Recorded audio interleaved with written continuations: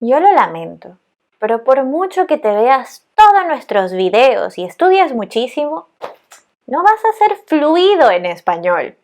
No, no.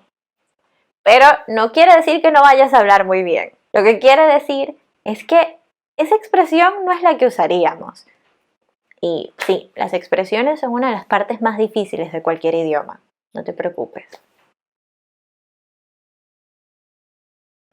Y esta en particular es difícil porque sí que existe el adjetivo fluido en español, solo que nunca se lo asignamos a una persona. Pero por ejemplo, se lo podemos asignar a una cosa. De hecho, podemos decir, hizo un movimiento fluido.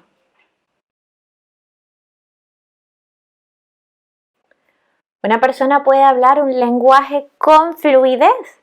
Sí, claro que sí. ¿Una persona puede hacer algo fluido?